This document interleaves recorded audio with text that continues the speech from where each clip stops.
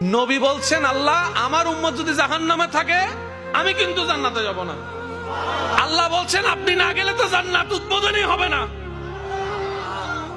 এবারে মামলা কি দাঁড়ালো?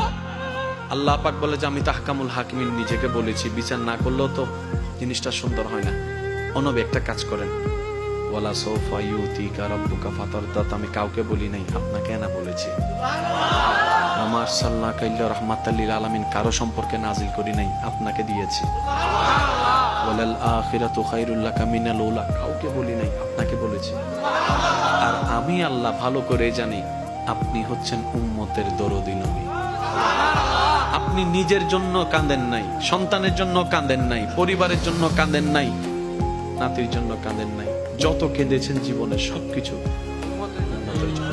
এমনকি হাসরের ময়দানে যখন সর্বপ্রথম আমাদের নবীকে আল্লাহর হুকুমে তোলা হবে, আমাদের নবী উঠেই জিব্রাইল আলাইহিস সালামকে প্রথম প্রশ্ন করবে, ও আমার ভাই জিব্রাইল, আমার উম্মত গুলা কোথায়? আইনা উম্মতি, আইনা উম্মতি, আমার উম্মত কোথায়? আমার উম্মত কোথায়? আমার উম্মত কোথায়?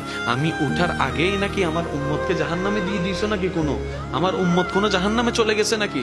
জিব্রাইল বলবে, ইয়া রাসূলুল্লাহ, প্রথমেই আপনাকে তোলা হয়েছে, এখন আর কাউকে তোলা হয় নাই, প্রথমেই আপনি উঠেছেন। আমার নবী বলবে, আমার উম্মত গুলা কোথায়? জিব্রাইল বলবে, ইয়া রাসূলুল্লাহ, এখনো তারা উঠে নাই, উঠবে একটু পরে। নবী দৌড়াই চলে যাবে আল্লাহর রহমতের দরবারের দিকে। সিজদায় যে পড়বে, একটাই কথা থাকবে, রব্বি হাবলি উম্মতি, রব্বি হাবলি উম্মতি।